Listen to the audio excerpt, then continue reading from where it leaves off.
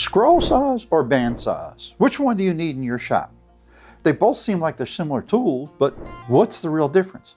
In my 50 years of woodworking, I've worked with both of them, and I own both. I have them both in my shop, although I've owned my scroll saw longer than I've owned my band saw. So what we're going to do here is we're going to take a look at these two tools, see what's similar and what's different about them, where would you use both, and hopefully help you come to a decision about which one you might want to buy. Let's start with just some really basic differences. First of all, size. Here's a scroll saw, here's a band saw, and this is actually a pretty small band saw, okay? The band saw is obviously bigger than a scroll saw. Most scroll saws are about this size, but band saws can get considerably bigger than this. I've seen some huge band saws in factories. The size affects a couple of specific things, primarily throat depth. And what we mean by throat depth is the distance between the blade and the back of the frame, okay? And on the band saw, here's the blade and here's the back of the frame. That obviously affects how big a piece of material you can run through the saw. So that's something very important to consider with either one. But hand in hand with that is blade configuration. The blade on the scroll saw faces forward. So however long the piece is going to be, it can't get any farther back than that. Now actually, a lot of scroll saws, you can turn the blade 90 degrees, but people rarely do that. The band saw, the blade can only go one way, and that's facing forward. So we've got infinite depth, or at least to the wall anyway, but we only have so much width, okay? So there's a real difference there.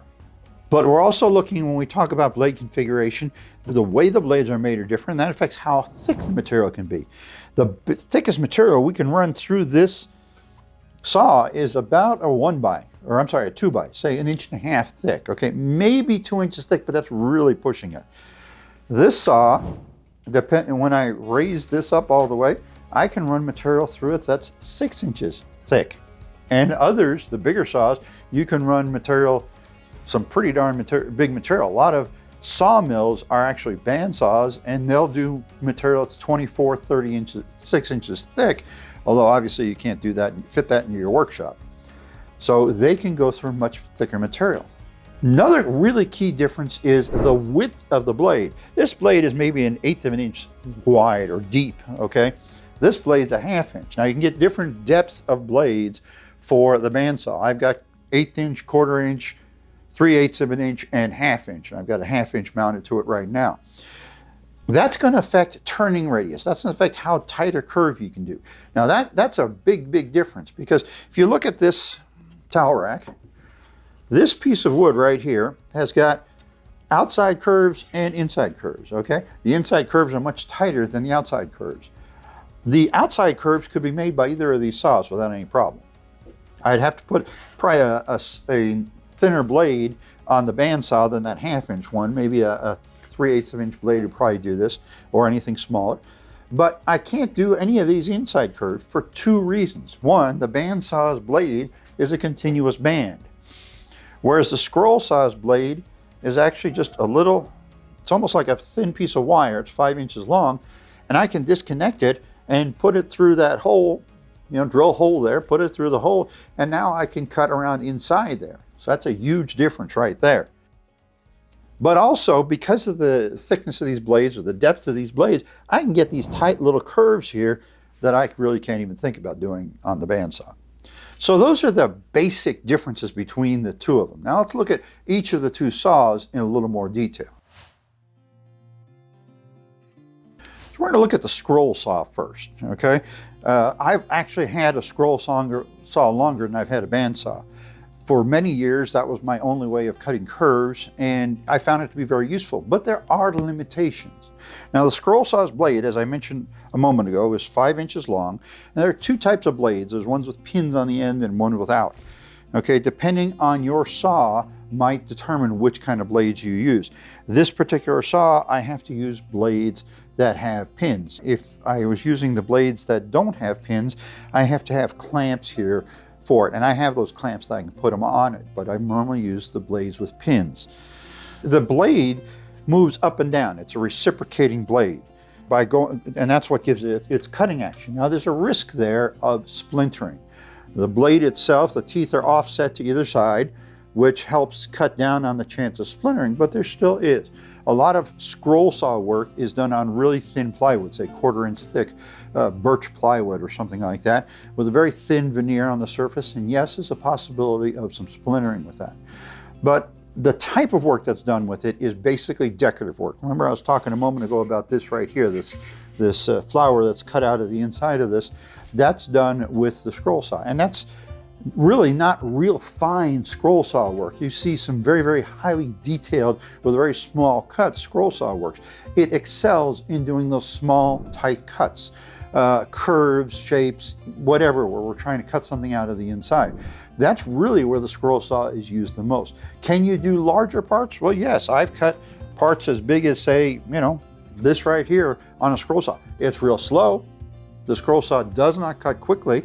To cut this, I would normally use the bandsaw rather than the scroll saw because it's faster. But before I had the bandsaw, I would cut something like that on the scroll saw. Now, the scroll saw does not come with any sort of fence, okay? So you really can't do ripping on it. Now, I suppose I could take a piece of wood here and lay it on here on the table and use a couple of spring clamps or some other kind of clamps. And yes, I can rig up a fence here and I could rip a small piece on here. Or I could turn it the other way and turn my blade 90 degrees and rip something larger. So it is theoretically possible to rip on a scroll saw, but it's really not designed for it. That's not its purpose. Its purpose is doing those curved type pieces, okay? And the size, the overall size of the piece that I'm cutting is dependent upon how much space I have here and the size of the table. And it gets too big, it gets a little hard to hold it steady. So you might want a bigger table if I was doing something bigger. Typically, work that's done on a scroll saw is small, say a foot square or smaller, okay? So if you're looking at scroll saws, what are the things you want to look at in a scroll saw when you're selecting a scroll saw? How do you know a good one from a bad one? Well, obviously price is a factor. The more expensive ones probably have a lot going for them. One of the big characteristics we want to look at is how does the blade move up and down? Now, a typical way the blade moves up and down is that there's a bar in here that's C-shaped that follows this right here, and the blade is connected to the two open ends of the C, and that's what helps it go up and down. By doing that, going up and down, it's not going just straight up and down, is a little bit of an oscillating action as well, okay? Now that does help with the cutting, or actually the oscillating, I guess, is going this way because the teeth are coming down. But there are actually saws that are scroll saws that are made with two parallel arms that move this way so that blade is perfectly up and down. Now those are more expensive ones, all right? So that's one factor, but most of the saws are this C-frame design like I'm talking about here. So besides that, what we want to look at is throat size. How much room have we got? How big a table have we got? That's going to affect the size of the work pieces we can do. Now I can do pieces here that are maybe 15 inches past the blade, and that's pretty good size.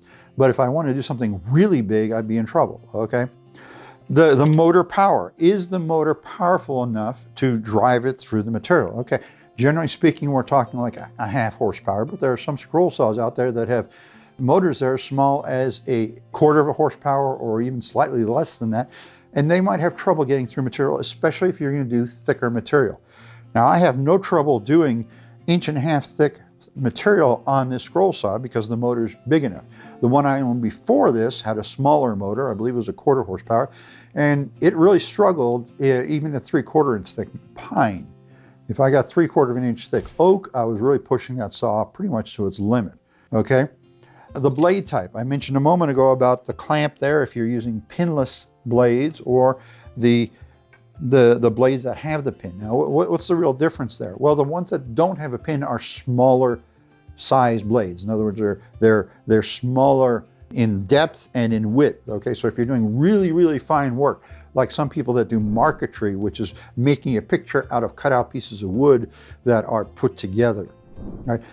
Then you might want to have that ability to use those smaller blades that don't have the pin. Jewelry work, cutting metal for jewelry, which can be done on a scroll saw as well, that would require that type of blades. Okay, jewelers' blades are very, very fine and they are pinless blades, all right? Another thing that's valuable is a variable speed control. Now this one just has 2 speeds, high and low, but I've seen some that have a rheostat there and you can vary your speed. Why is that important? Well, that's important for the thickness of the material, the density of the wood that you're cutting, and also it's important for how complex the shapes you're going. The faster you cut, the harder it is to make a really, really nice detailed line, okay? So if you're trying to cut something out that's really, really detailed, you might want to have a really small blade there, or you might want to have a low speed, all right, in addition to that small blade, so that you can control it better. But on the other hand, if you're trying to do something large, like this curve I was talking about here a moment ago, yeah, you want that high speed, or as high as you can get, because it's going to take a while to get through that. So that's in consideration. And then finally, the ability of the table to tilt. Now, most scroll saw work doesn't require the table tilting, but there are some fancier things you can do with a scroll saw where you tilt the table. And sometimes in marquetry that I talked about a moment ago, making those pictures, people will cut the veneer at an angle for the purpose of having the veneer overlap a little bit at the seams and not have the seam be quite as visible. So those are the things you look at when you're looking at a scroll saw. They can range anywhere in price from about, say, $80 up to $500. That's about the range you're looking at in price when you're looking at a scroll saw. Okay, the bandsaw is very different from the scroll saw in the way it's designed and built, predominantly because of the way the blade is. If we open this saw up, we can see that we have 2 wheels here. And the blade is a continuous band going around these 2 wheels with the teeth pointing downward as it comes in this direction, okay? So the bottom wheel is the drive wheel, and it pulls the blade around, and the top one provides the tension with this right here. We have to have enough tension on that blade to keep it from wandering or bending as it's going through, okay? So it can be used for cutting both straight cuts and curved cuts. This piece that I was using a moment ago was not actually cut on the scroll saw, it was actually cut on the bandsaw. I could do it on either one, but it's a whole lot faster on the bandsaw. One of the big differences between the 2 tools is that this is a much faster cutting saw than the scroll saw is, so that's a real advantage. Now, while it can cut curves, we are limited somewhat in how intricate those curves are, okay? I mentioned I have 4 different sizes of blades. What's on here right now is a 1/2-inch blade, and the reason I've got a 1/2-inch blade on is the last thing I was doing with this saw was resawing. But I can move that down to a 3/8 or a 1/4 inch or even a 1/8 inch. And a 1/8 inch blade will allow me to cut curves that are maybe a radius of about 3/8 of an inch, 1/2 inch, that's about it, okay? With this 1/2-inch blade on here, if I really push it, I can get down to a radius of about 2.5 inches, and that's about it. So like I mentioned, with this piece, I could cut these curves on it, and that's about the limit of what I could do with that larger blade. I might even have to go down to a 3/8 to do those curves, okay? So, but in addition to cutting curves, there are some other things we can do with the bandsaw that we can't do with the scroll saw. One of them is resawing. Resawing is where we take a board like this 3/4 inch thick piece of pine and we cut it down the middle to make thinner board. So I wanted a 1/4 inch thick board and I cut it down, and so I've got a 1/4 inch, and this part is actually just a little less than a 1/2 inch, about a 1/16 of an inch less because of the kerf from the blade, okay? So I could cut, say, 2 1/4 inch pieces out of this board and end up with a leftover piece that's 1/8 of an inch or just over 1/8 of an inch thick. So resawing is important when we're doing smaller things. For example, making jewelry boxes. You'll want thinner material for that. You don't want to use 3/4 inch boards to make a jewelry box. So that's one of the real values of a bandsaw. Another way we use resawing is when we're making thin strips of wood for bent wood, okay? That's usually done on the bandsaw. Now you can do it on the table saw as well, but the more common way is to do it on the bandsaw, because this is walnut, this is about a 1/2 inch worth of walnut. If this was one solid board, I couldn't bend that with my hands. But by cutting into thin strips and then gluing them back together around a mold, that's actually what this piece is a mold, okay? I can take those pieces, bend them around this, glue them together, bend them around it, clamp it, allow the glue to dry, and then I will have a piece that is permanently bent. And that's one of the ways that we use resawing. So the bandsaw is very important if you're going to do bent wood stuff where you're going to be doing a lot of resawing. All right. Okay, another thing I mentioned that the bandsaw is useful for is when you're turning or preparing blanks to be used on the lathe. Now, what by blanks, I just mean chunks of wood. Like, for example, this is a chunk, this is kind of a crotch piece from, I believe this is crepe myrtle, okay? And this is a place where a bunch of branches came together. And what that'll do is you'll get the knots there, or the eyes, which will make some really interesting patterns in, say, if we're going to make a bowl out of this, all right? But if I try and put this on the lathe, say, mounting it this way, well, this piece is sticking out too far, so I've got to cut that off. That would be typically done on the bandsaw. I've also got a place here where this is sticking out too high. I could turn that off on the lathe, but it'd be easier to cut it off and faster to cut it off on the bandsaw before mounting it on the lathe. So that's another place where the bandsaw is very useful. So when you're looking at bandsaws, what are you looking at? What specifications are you looking for? The number one thing you're going to see mentioned is the bandsaw's size, and that will be in a number of inches. This is a 10-inch bandsaw, which means that the wheels are 10 inches in diameter. That's a key dimension because that determines your distance here, your throat depth, okay? I can't run a piece of wood any wider where I've got more than 10 inches right here. Actually, a little less than that because of this cover. Maybe 9.5, 9 3/4. That's the most I could run through there. So that's an important consideration. If you're going to be cutting a lot of big things, say you're going to be making round tabletops and you're going to be cutting off the corners of this square, you might need a whole lot more than 10 inches. You might need 20 inches. Depends on how big what you're doing is. And of course, that size is going to affect other things like the size of the table and a bunch of other factors. So this diameter affects the throat depth. And the other throat distance we're talking about is height. And this is the maximum resaw capacity. When I was talking about resawing these boards, if you see here, these fit just fine, okay? I've got a maximum height here that I can get of 6 inches. So I can cut a 1x6 without any problem. There's no way I could cut a 1x8 and resaw it, okay? So that's an important factor as well. Depending on the type of work you're going to be doing, you may need a saw that's got a bigger capacity. That's something to consider. All right. Next thing to consider is motor power. And I believe this one's got a 1 horsepower motor. When you're doing something like resawing, you're putting a lot of friction there because you've got the blade cutting this entire surface at one time. So motor power is an important factor. Now, you can, in most cases, up the size of the motor. So let's say if I bought this and this was a low cost, fairly small bandsaw, I could replace the motor with a higher power motor, okay? That's a possibility. Next thing is the table. Now, a couple things about the table. Tables on these are usually cast, and you definitely want a cast table because they'll be flatter than a stamped table. The best ones are cast iron. This one is cast aluminum, but again, this is a low-cost bandsaw. So table material and the fact that it's cast. How big your table is affects how easy it is to maneuver larger pieces. This is obviously not very big, but it's a small bandsaw.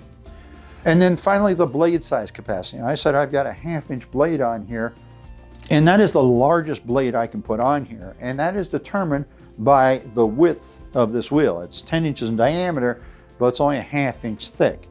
I can't put, for an example, a 3/4 or a 1-inch bandsaw blade on here if I could find one this size. You'll find bigger saws that will use those larger ones, and that's an advantage when you're doing resawing because it helps you keep your material straight, your cut straight. Also, when you're doing something like cutting a chunk of log, especially if it's a really dense wood, the larger, thicker blade will be more stable, okay? Sawmills, which I mentioned are essentially bandsaws, will sometimes have blades as wide as 3 inches. So it really depends. So those are the various things you're looking at when you're trying to choose a bandsaw. Okay, so now we've looked at the 2 different kinds of saws, and we've looked at the differences between them and some of the characteristics of each. So that leaves us with the question, which one do you need to buy? And that's a difficult question to answer because it really isn't dependent on me, it's dependent on you. In other words, what are you going to use it for? As I mentioned, for years I had a scroll saw, but I didn't have a bandsaw. Well, that's because most of the curved cutting I was doing was decorative cutting, and the scroll saw was a great tool for it. It was not able to do everything I needed though. Eventually I got a lathe and I needed to be able to prepare blanks for it. I wanted to do some work where I needed to resaw the wood instead of trying to find wood that was already pre-resawn, which you pay a fortune for. It's very high premium to get it already done that way. So I wanted some of the capability that the bandsaw would give me. And I put it on my Christmas wish list, and my Mrs. Santa Claus was very nice and provided me with this bandsaw. And so it really depends on what you want to do. If you can only afford, if your budget is limited and you can only afford one, and you're not going to be doing resawing or trying to do cut thin strips to laminate for bent wood, you can start off with a scroll saw, as I did. You know, you can get yourself a halfway decent scroll saw for say $150 or something like that. Now bandsaws are, as I said, more expensive. I think the lowest priced bandsaw on the market is probably right around $300, $350. And they go up there, from there, literally into the thousands when you get into industrial equipment. You see a lot of woodworkers that have bandsaws in their shop that are considerably larger than this one. There may be a 14-inch wheel, and those are roughly in the $1,200 to $1,600 price range, okay? So that's why I say if your budget is limited, you may want to start out with a scroll saw. But if your real goal is to be able to do resawing and prepare those blanks for your lathe and things like that, and you're not so concerned about doing this decorative type of stuff, then really the direction to go is with a bandsaw, even if it's a smaller bandsaw, and then upgrade later.